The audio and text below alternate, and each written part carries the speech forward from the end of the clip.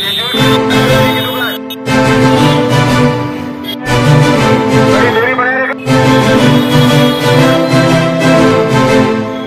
दिनों कोरोना की वजह से बहुत कुछ बदल रहा है। लोगों का दूर रहकर बात करना, मुंह को ढक कर रखना और नमस्ते करना।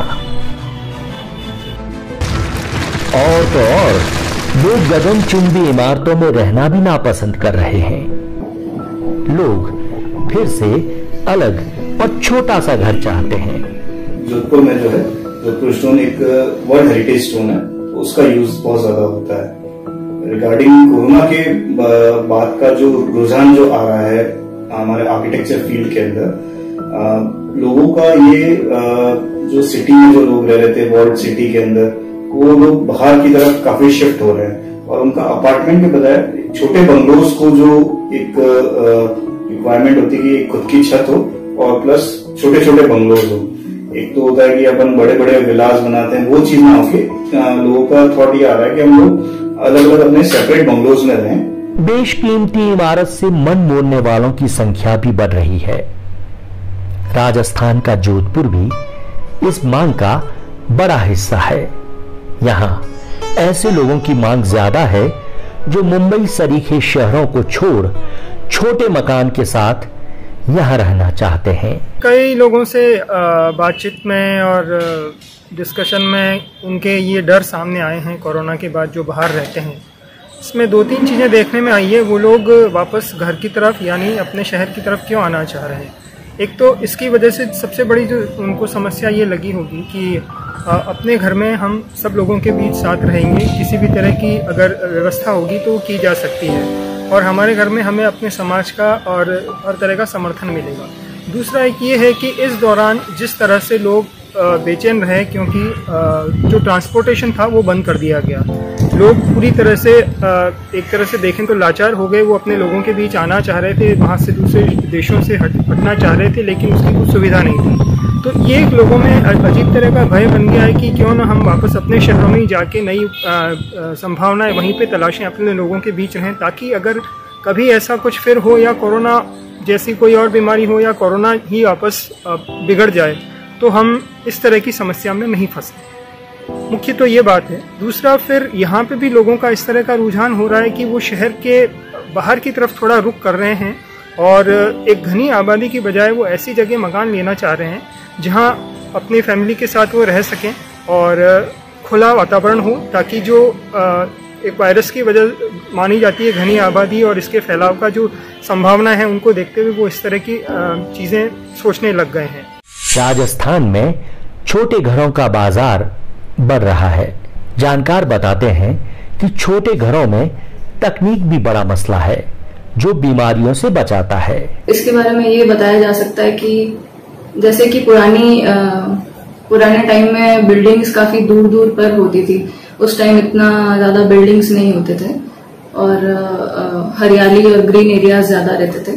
तो अगर उसी कॉन्सेप्ट में अगर आगे भी बिल्डिंग्स को प्लान किया जाए तो शायद ये वायरस इतना ज्यादा नहीं फैलेगा। एंड बेसिक इसका ओवर क्राउडेडनेस और पॉपुलेशन को कंट्रोल एक जगह पे नहीं आनी चाहिए, तो उसका इलाज ढूंढना है। तो एक बेसिक इलाज तो ये हो सकता है इसमें। नेक्स्ट, एक इसमें जो भी अपने ये पेवमेंट्स है या रोड पे जो एरिया है उसको अगर और बढ़ाया जाए, जिसमें पाथवे भी एक पाथवे में 2 या 3 जने चल सके और उनमें भी काफी हद तक गैप रहे बीच में, तो एक तो ये सॉर्ट आउट कर सकते हैं इसमें। पेड़ पौधे भी ज्यादा जरूरी हैं।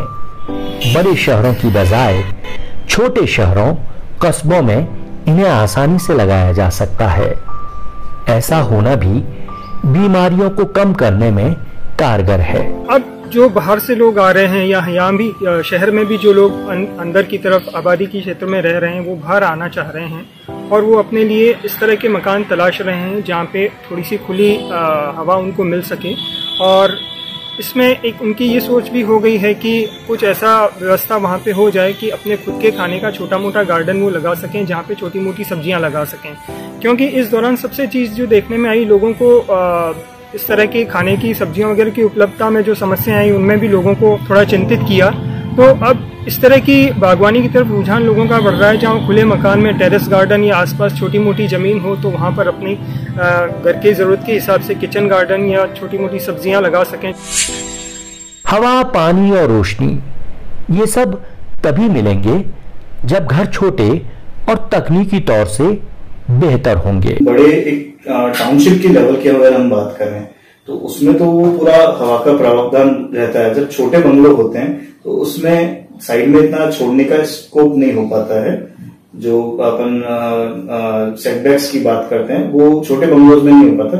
बड़े बंगलोज जो हैं उनके अंदर हम आज भी वर्नाक्युलर आर्किटेक्चर जो जोधपुर का हमेशा से रहा है कि बीच में चौक देना और साइड में बड़े बड़े विंडोज से वेंटिलेशन उसके थ्रू होना, लाइट का पूरा प्रोविजन रखना, वो सब हम लोग आज भी इसमें ध्यान रखते हैं। डेफिनेटली वो वेंटिलेशन पॉइंट ऑफ व्यू से और जिस तरह से बिल्डिंग एकदम नेचुरल हवा आती थी, उसमें ये एसी और इस तरह के ज्यादा चीजें हम नहीं यूज करते थे, तो वो उस पॉइंट ऑफ व्यू से अच्छा है। पर अगर अभी जैसे देखा जाए तो सिटी में भी काफी ज्यादा कोविड सुनने में आ रहा है, क्योंकि कुल मिला के कॉन्टैक्ट लोगों का खत्म करना है।